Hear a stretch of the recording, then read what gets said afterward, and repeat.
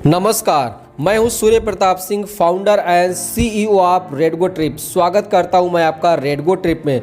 दोस्तों, आज हम इस वीडियो में भारत के मध्य प्रदेश राज्य के विदिशा जिला में स्थित उदयगिरी की गुफाएं, जो UNESCO world heritage site Sanchi से लगभग 9 किलोमीटर और विदिशा जिला मुख्यालय से लगभग 6 किलोमीटर और भोपाल से लगभग 56 किलोमीटर दूरी पर स्थित उदयगिरी गुफा घूमने की जानकारी देंगे। जैसे कि उदयगिरी गुफा की परिचय, उदयगिरी गुफा देखने कैसे पहुँचे, उदयगिरी गुफा में धूप गड़ी, उस समय धूप गड़ी क्यों बना इस गुफा में, उदयगिरी गुफा में भूतों का पेड़, इसके अलावा और उदयगिरी गुफा में आपको क्या क्या देखने को मिलेगा। तो संपूर्ण जानकारी के लिए वीडियो को पूरा अंत तक जरूर देखें। अगर आप घूमने फिरने का शौक़ रखते हैं, यदि आपके पास समय नहीं है घूमने का, आप सिर्फ घर बैठे दुनिया देखना चाहते हैं, एक बजट टूर करना चाहते हैं, ठगी का शिकार होने से बचना चाहते हैं, तो रेडगो ट्रिप का चैनल आपके लिए है। तुरंत आप रेडगो ट्रिप का चैनल सब्सक्राइब कर लें और बगल वाला घंटा भी दबा दें और वीडियो को लाइक ज़रूर कर दें। रेडगो ट्रिप आपको फ्री में लाइफ टाइम सदस्यता देता है। आप घर बैठे अपने टूर प्लान की जानकारी हमारे बोर्ड लाइन नंबर पर फ़ोन करके ले सकते हैं। हमारी टीम आपकी पूरी सहायता करती है आपकी यात्रा को मंगलमय बनाने में। वीडियो की शुरुआत हम उदयगिरी की गुफा के परिचय से करते हैं। उदयगिरी गुफाएं 5वीं शताब्दी के आसपास खोदी गई थी। उदयगिरी की गुफाओं को एकमात्र ऐसा स्थल होने का गौरव है जिसे गुप्त शासक चंद्रगुप्त द्वितीय के साथ व्यक्तिगत रूप से जोड़ा जा सकता है। उदयगिरी की गुफाएं गुप्त शासकों के समय में खोदी गई थी। यहाँ कुल 20 गुफाएं खोदी गई हैं, जिसमें से 18 हिंदू धर्म की गुफाएं तथा 2 गुफाएं, गुफा नंबर 1 और गुफा नंबर 20 जैन धर्म से संबंधित हैं। यहाँ की हर गुफा का अलग अलग महत्व है। इन सभी गुफाओं में यहाँ की गुफा नंबर 5 और गुफा नंबर 13 सबसे ज़्यादा प्रसिद्ध है। आखिर क्यों, इतना क्या खास बात है, तो जानने के लिए वीडियो को पूरा अंत तक जरूर देखें। साथ ही यहाँ की धूप गड़ी भी देखें जो 5वीं सदी में कैसा था। उदयगिरी को पूरा फुल साइट सीन घूमने में लगभग 2 से 3 घंटे का समय लगता है।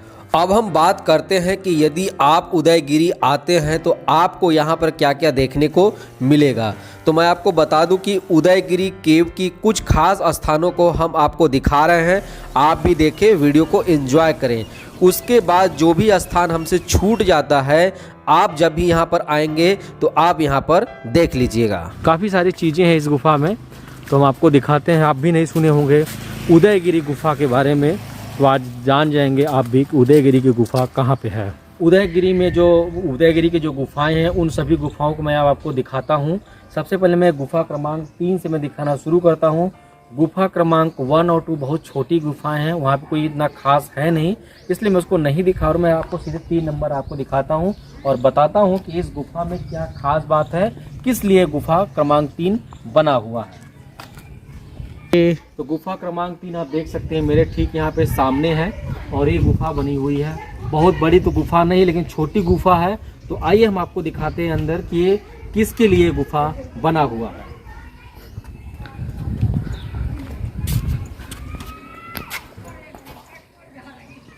यह गुफा नंबर 3 है जो भगवान शिव के पुत्र कार्तिकेय को समर्पित है। एक अमेरिकी शोधार्थी जेम्स हर्ले ने अंदर स्थित कार्तिकेय की प्रतिमा को 5वीं शताब्दी की सबसे सुंदर प्रतिमा बताया है। इस मूर्ति में कार्तिकेय को खड़े होने की मुद्रा में दर्शाया गया है। जैसा मैं अपने को 3 नंबर गुफा दिखाया, अब मैं आपको उदयगिरी का 4था नंबर का गुफा दिखाने वाला हूँ। आइए मैं आपको 4था नंबर गुफा दिखाता हूँ। दोस्तों, इस गुफा का सबसे खास बात क्या है, इस गुफा को जो बोला जाता है वीणा गुफा बोला जाता है। वीणा गुफा क्यों बोला जाता है, क्योंकि इसका जो आप द्वार देख रहे हैं ना, द्वार के जो दोनों साइड है यहाँ पे ये वीणा बजाते हुए यहाँ पे दर्शाया गया है और एक सेम चीज यहाँ पे भी है, वीणा बजाते हुए दर्शाया गया है। इसलिए इस 4थे नंबर को वीणा गुफा कहते हैं। अब हम देखते हैं कि इस गुफा के अंदर क्या चीजें हैं। तो हम देखेंगे कि इसके अंदर एक शिवलिंग बनाया गया है। गुफा नंबर 4 के अंदर भगवान शिव का प्रतीक एक मुख शिवलिंग स्थापित है। शिवलिंग के चेहरे पर अद्भुत सौंदर्य का भाव है। अब हम चलिए आपको दिखाते हैं 5 नंबर की गुफा को। तो यहाँ पर सिर्फ 4 नंबर की गुफा, 5 नंबर की गुफा के लिए हमको चलना पड़ेगा इधर से, नीचे से इस साइड चलना पड़ेगा। तो आप पूरे वीडियो को लास्ट तक जरूर देखिए कि 5वें नंबर की गुफा में क्या है। लेकर चलते हैं गुफा क्रमांक 5 की ओर।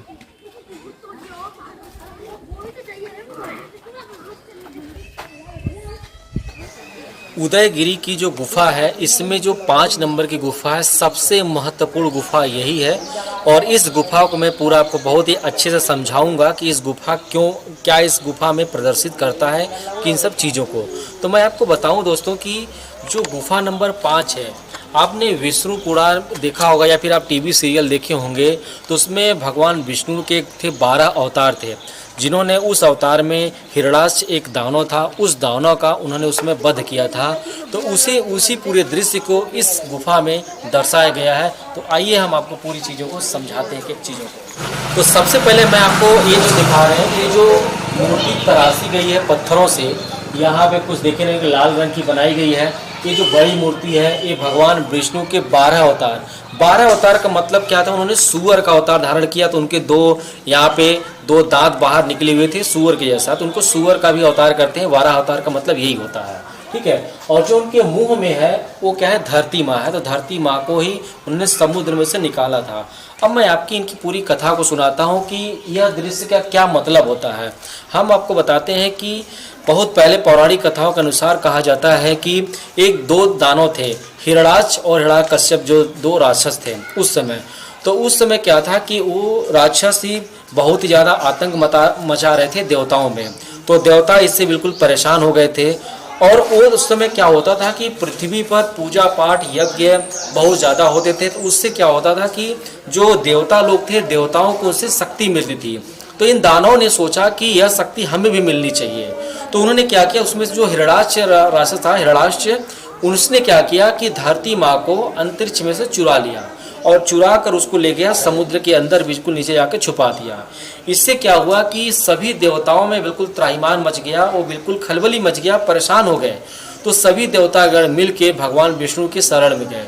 जब भगवान विष्णु के शरण में गए, जब अपनी सारी व्यथा को बताया, तो भगवान विष्णु ने एक नया अवतार लेने के लिए सोचा। उस अवतार का नाम था कि वराह का अवतार लिया। और यह अवतार ब्रह्मा जी के नाक से उन्होंने लिया था। आप देखे होंगे टीवी सीरियल में, अगर एक बार की भी स्टोरी को देख लीजिए, तो उन्होंने उसके नाक में से अवतार को लिया था। तो अब मैं इस चीज़ को समझाता हूँ जी। अब ये जो बड़ी मूर्ति देख रहे हैं, ये भगवान विष्णु का अवतार 12 अवतार है। और उनके मुंह में जो आप देख रहे हैं, यही पृथ्वी माँ को उन्होंने समुद्र में से लेकर बाहर लेकर आए थे अपनी दांतों में फंसाकर। तो पृथ्वी माँ है, पृथ्वी है, वो हो गए। और उसके बाद जब वो बाहर लेकर आए थे, तो उसी समय, क्योंकि उनके बीच में बहुत सी घमासान युद्ध हुआ, उस युद्ध में उस दानव की मृत्यु हुई। जब उस दानव की मृत्यु हुई तो पूरा पानी लाल हो गया, क्योंकि उसी समुद्र में ही जाकर उसको उन्होंने मारा था, तो पूरा पानी लाल हो गया था। इसलिए यहाँ पर सारी चीज़ें आपको रेड कलर में सारी चीज़ों को दर्शाया गया यहाँ पर। और ये आप देख रहे हैं जो पत्थरों की तराश कर बनाया गया यहाँ पर, ये क्या है, पानी को दर्शाया गया है कि पानी है यहाँ पर। और ये सभी देवतागण हैं जो भगवान के ऊपर क्या कर रहे हैं, पुष्प की वर्षा कर रहे हैं। यहाँ पर इस भगवान को पुष्प की वर्षा कर रहे हैं। और यहाँ पर जो इन सब मूर्तियों को आप देख रहे हैं, ये गंगा, यमुना, सरस्वती नदियों को दर्शाया गया है, ये सब इन मूर्तियों के माध्यम से। तो पूरे इस दृश्य को इस 5 नंबर की गुफा में दर्शाया गया होगा। आई थिंक आपको अब सारी चीज़ें समझ में आ गया होगा। इसी कड़ी में बोलता हूँ 6 नंबर।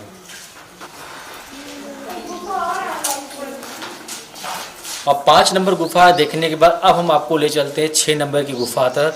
उसको भी बहुत मैं अच्छे से आपको समझाऊंगा। अब सामने मूर्ति देख रहे हैं, यह मूर्ति द्वारपाल है, यानी द्वारपाल के नाम से जाना जाता है कि यहाँ पर द्वारपाल की ये मूर्ति बनी हुई है। और इसके बगल में जब आप आते हैं, जो बगल वाली ये मूर्ति आप देख रहे हैं, ये नरसिंह भगवान के नाम को समर्पित है। ये नरसिंह भगवान की मूर्ति बनी हुई है। और जो तीसरे नंबर की जो आप मूर्ति देख रहे हैं, ये महिषासुर मर्दनी की मूर्ति बनी हुई है। अब हम आपको ले चलते हैं गुफा के गर्भगृह में, दिखाते हैं। हालांकि बाहर तो ताला लगा हुआ है, लेकिन फिर भी मैं अंदर से आपको दिखाऊंगा। तो आइए मैं आपको दिखाता हूँ। इस गुफा में आप देख रहे हैं कि एक चबूतरा जैसा वो बना हुआ है, उस पर भगवान भोलेनाथ का शिवलिंग को उकेरा गया है। मेरे पीछे ठीक आप देख रहे होंगे गुफा क्रमांक 7 है। ये आप देख रहे हैं गुफा क्रमांक 7 है। अब हम बताते हैं कि इस गुफा की क्या खास बात है और इस गुफा का क्या नाम है। तो मैं आपको बता दूं कि जो गुफा क्रमांक 7 है इसका नाम है तवा गुफा। तवा गुफा इसे क्यों कह रहे हैं? क्योंकि इसके ऊपर जो है गोल तवा जो देख रहे हैं ना, जो घर में आप रोटी पकाते हो, जो तवा देख रहे हैं गोल शेप में, एक पत्थर का टीला रखा हुआ गोल शेप में, इस गोल शेप के होने की वजह से इसका नाम तवा रखा गया। अब इस तवे गुफा की क्या खास बात है? यहाँ पर जो चंद्रगुप्त द्वितीय थे उनके मंत्री आए थे, उनके मंत्री का नाम था वीरसेन नाम था। तो वीरसेन ने गुप्तकालीन ब्राह्मी लिपि में एक लेख लिखा हुआ है। उस लेख में उन्होंने क्या एक्सप्लेन किया है? उस लेख में उन्होंने कहा है कि चंद्रगुप्त द्वितीय निकल चुके हैं भारत को जीतने के लिए, उनके विजय के वर्णन को यहाँ पे कहा गया है, इसलिए गुफा खास बात है। आइए हम आपको अंदर से भी दिखाते हैं। गुफा आप देख रहे हैं कि अंदर किसी भी भगवान की कोई भी मूर्ति नहीं बनी हुई है। इस गुफा में सिर्फ और सिर्फ उनके जो चंद्रगुप्त द्वितीय के जो मंत्री थे वीरसेन, उन्हीं का ही ब्राह्मी गुप्तकालीन ब्राह्मी लिपि में एक लेख ही मिलता है, बस उसी के लिए गुफा है। ये हम आपको गुफा क्रमांक 8 नंबर दिखाते हैं।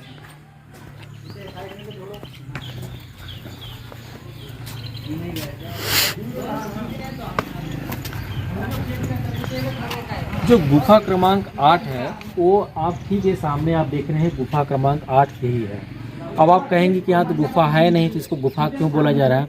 एक्चुअली बात ऐसा है कि गुफा पहले था, लेकिन इस गुफा को तोड़ दिया गया, इसमें मूर्तियाँ भी थी, तो इसका अभी कुछ बचा नहीं है, सिर्फ और सिर्फ थोड़ा सा ढांचा बचा हुआ है, फिर भी इसका नाम गुफा क्रमांक 8 दिया गया है। अब इसी कड़ी में हम आपको गुफा क्रमांक 9 दिखाते हैं।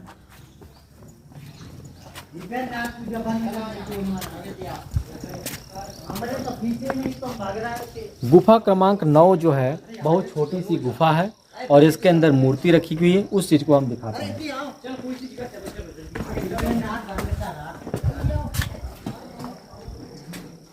ये देख सकते हैं 9 में आप देख रहे हैं कि इसमें जो मूर्ति है, मूर्ति के जो ऊपर का सिर है, सिर बिल्कुल खंडित हो चुका है, इतने ही पार्ट मूर्ति का बचा हुआ है और ये बहुत छोटा सा गुफा है। ये गुफा क्रमांक 10 नंबर है और ये जो छोटा सा आप देख रहे हैं, ये जो गुफा क्रमांक क्या है 11 नंबर है। गुफा क्रमांक इसको 11 बोल रहे हैं, बहुत छोटा सा गुफा इस समय बनाया गया था और ये जो है गुफा क्रमांक 12 है।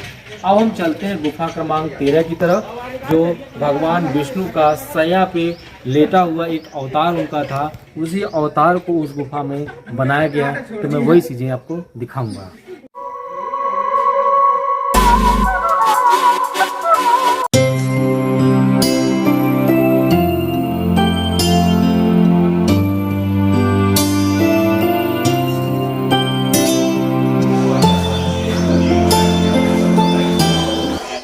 ये गुफा क्रमांक 13 है। इसमें क्या है कि भगवान विष्णु को दिखाया गया है जो अपनी शेष नाग पर लेटे हुए हैं। इनमें तमाम कलाकृतियों चित्रकारियों को दिखाया गया है, एक एक चीज़ों को। गुफा क्रमांक 13 के बाद गुफा क्रमांक आपको मिलता है 14। 14 में यहाँ पर कुछ भी नहीं है, सिंपल एक खाली गुफा है। अब हम आपको लेके चलते हैं आगे की तरफ, गुफा क्रमांक 15 की तरफ। अब हम ऊपर चल रहे हैं, पहाड़ी की तरफ दिखाएंगे। यहाँ पर 2-3 खास बातें हमको देखने को मिलेंगी कि यहाँ पर धूप गड़ी है देखने के लिए, और एक यहाँ पर एक पेड़ है जिसको बोलते हैं घोस्ट ट्री। घोस्ट ट्री का मतलब क्या है कि भूतों का पेड़। तो भूतों का पेड़ इसे क्यों कहा जाता है वो भी हम बताएं, और इस पेड़ की भी क्या खासियत है वो भी हम दिखाएंगे। और इसके जो फल होते हैं, उनके फल से जो आप मोती देखते हैं वो ब्लैक कलर की मोती बनती है। तो अभी हम पहाड़ी पर ऊपर चढ़ रहे हैं, आपको आगे का सीन दिखाते हैं। तो अभी जैसा कि मैंने आपको शुरू में ही बताया था कि मैं आपको घोस्ट ट्री दिखाऊंगा, तो वो समय आ चुका है। घोस्ट ट्री ठीक मेरे पीछे है, जैसा कि आप देख रहे हैं। अब इस पेड़ को घोस्ट ट्री क्यों कह रहे हैं? घोस्ट का हिंदी मतलब क्या होता है? भूत। इंग्लिश में क्या होता है? घोस्ट को भूत बोलते हैं। अब इसका दूसरा नाम क्या होता है? इसका दूसरा नाम होता है कुल्लू ट्री। इसको कुल्लू ट्री भी बोलते हैं और लोकल के लैंग्वेज में यहाँ पे बोलते हैं करेल। अब इस पेड़ की क्या खास बात है वो आपको समझिए। देखिए ये पेड़ आप बिल्कुल देख रहे हैं, वाइट पेड़ है, बिल्कुल वाइट पेड़ है यहाँ पे। अब ये होता क्या है कि जब चांदनी रात होता है तो ये पेड़ बिल्कुल चमकता है। जैसे कि आपको लगेगा कि यहाँ पे कोई भूत है, वैसा ये पेड़ बिल्कुल चमकता है। तो इसलिए इसको बोलते हैं घोष्ठी बोलते हैं। इसके पेड़ से गोंद वगैरह भी निकलता है, जड़ी बूटी के काम में भी आता है। इसके जो फल होते हैं, फल में इसको ब्लैक मोती भी बनता है, जो भी अपने आप अभी तो फल लिया हुआ नहीं है और इसमें पत्ते नहीं है, पत्ते बिल्कुल के सभी क्या है झड़ चुके हैं। तो अपने से जब इसके फल आता है तो फल का इसका ब्लैक मोती बनाते हैं, ये है खास बात। अब हम बात करते हैं कि ये पेड़ पाए कहाँ जाते हैं।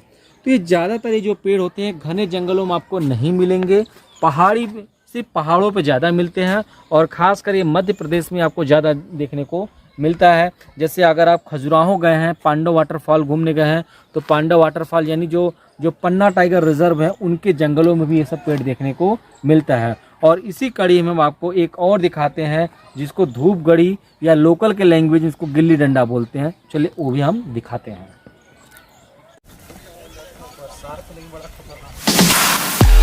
आपको एक बिल्कुल खास जगह लेकर आया हूँ इस उदयगिरी पहाड़ पर। जैसा मैंने आपको पहले बताया था कि एक धूप घड़ी के बारे में, तो वह धूप घड़ी मैं दिखाऊंगा और उसके पीछे क्या लॉजिक है उस लॉजिक को भी मैं समझाऊंगा। सबसे पहले मैं आपको दिखाता हूँ इस बोर्ड पर आपकी नज़र को ले चलता हूँ और मैं आपको समझाता हूँ कि यहाँ पर क्या खास बात लिखा हुआ है कि अभी हम जिस पहाड़ी पर खड़े हुए ब्लैक पत्थर है, ठीक है, तो वह उस ज़माने में जिस ज़माने में गुफा का निर्माण हो रहा था उस समय यहाँ पर कारीगर लगे हुए थे। तो कारीगर किसी न किसी ठेकेदार के अंतर्गत काम कर रहे थे। तो उस समय लोग पत्थर, आज भी अगर आप कहीं पहाड़ी एरिया से अगर आप बिलोंग कर रहे हैं तो आप देखे होंगे कि जो पत्थर को तोड़ते हैं, छेनी को डालकर घुट्टा मार के पहाड़ों को तोड़ते हैं। तो उस समय भी यहाँ के जो कारीगर थे 6-6 इंची पर जगह जगह वहाँ पे सेंध मारी गई है। जैसा कि आप देख रहे होंगे यहाँ पे एक देखिए यहाँ पे है एक घुट्टा, यहाँ पे 6-6 इंची की दूरी पे यहाँ लगाते हैं, यहाँ पर पहाड़ को तोड़ते थे। और यहाँ पे भी आप देख सकते हैं यहाँ पे जगह जगह ये सब यहाँ पे बनाई गई थी।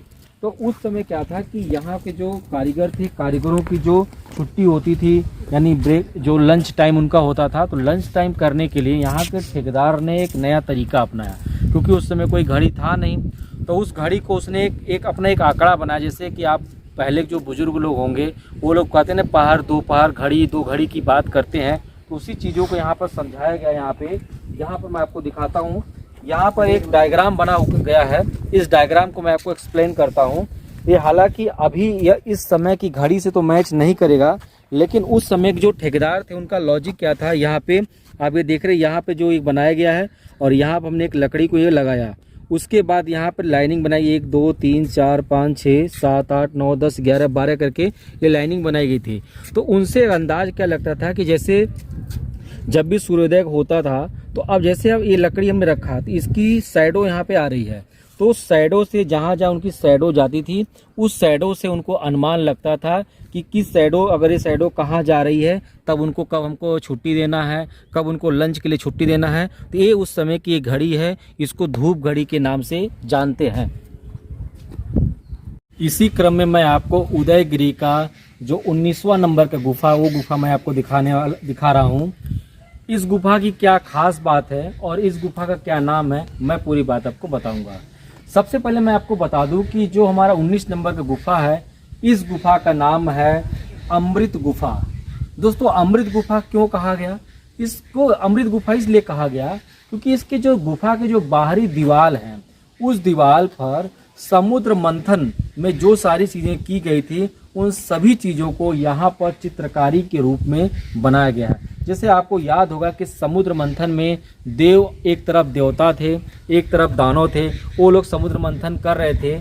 जो कछुआ था, कछुए की पीठ के ऊपर जो हमारा पर्वत था, जिस पर्वत का नाम था हमारा मंदार पर्वत नाम था। हमारा समुद्र मंथन हो रहा था तो उसमें जो सर्प लगा हुआ था, उस सर्प का नाम था हमारा वासुकी सर्प नाम था। तो उन सभी चीज़ों को चित्रित किया गया है। तो चले आइए हम एक एक चीज़ों को आपको दिखाते हैं कि इसमें क्या चित्रित किया गया है। अब आप ऊपर की तरफ यहाँ पर ध्यान से देखेंगे, अभी चूंकि ये 5वीं सदी का ये बनाया गया है, सारी चीज़ें तो आपको क्लियरिटी हो सकता है ना दिखे, लेकिन अगर आप ध्यान से देखेंगे तो बीच में ऊपर समुद्र मंथन की चीज़ें एक तरफ देख रहे हैं, सर्प की तरफ इधर कुछ चित्रकारी बनाई गई है और एक तरफ दूसरी उस साइड आप देखेंगे तो उधर भी चित्रकारी बनाई गई है। यानी एक तरफ देवता है, एक तरफ दानव है, बीच में कछुआ है, कछुए के पीठ के ऊपर जो मंदार पर्वत है वो पर्वत है, और उसमें जो सर्प लपेटा गया था उस सर्प से हम समुद्र मंथन हो रहा था, तो उसमें से जो अमृत निकला था उसी अमृत को यहाँ पर सारी चीजें चित्रकारी की गई है। और यहाँ भी अलग अलग प्रकार की यहाँ पर नक्काशी के रूप में दिखाई गई है। एक तरफ गंगा जी को दिखाया गया है, गंगा माँ को, एक तरफ यमुना माँ को दिखाया गया है। और अभी तो ये काफ़ी चीज़ें पुरानी हो गई, इसलिए से थोड़ी सी इसकी चीज़ें चली गई हैं। और एक तरफ अन्य सभी देवी देवताओं को भी यहाँ पर दिखाया गया है। अब थोड़ा सा और भी हम आपको अंदर की बात मैं बताता हूँ। अभी तो ये इसमें ताला लगा हुआ है, ठीक है, लेकिन यहाँ पर आप देखेंगे कुछ यहाँ पर शिल्प मिलते हैं, जो यहाँ पर कुछ चीज़ें यहाँ पर लिखी गई है। ये थोड़ा सी आप यहाँ पर ध्यान दे सकते हैं। फिर अंदर आके देखेंगे तो भगवान भोलेनाथ के यहाँ पर शिवलिंग है। अब हम बात करते हैं कि उदयगिरी केव कैसे पहुँचना है। अगर आप विदिशा से आते हैं तो यह 6 किलोमीटर पड़ता है। यहाँ आप ऑटो या कैब रिजर्व करके आ सकते हैं। यदि आप दोस्तों सांची घूमने आए हुए हैं तो आप सांची से रिजर्व करके ऑटो या कैब द्वारा आ सकते हैं। सांची से उदयगिरी की दूरी लगभग 9 किलोमीटर है। दोस्तों विदिशा और सांची से दोनों जगह से शेयरिंग ऑटो नहीं चलती है, इसलिए आपको रिजर्व में ही आना पड़ेगा। इसका किराया आप बार्गेनिंग करके अपने हिसाब से देख सकते हैं। अब हम बात करते हैं कि उदयगिरी केव की टिकट के बारे में। तो मैं बता दूं आपको कि उदयगिरी केव सप्ताह के 7 दिन खुला रहता है।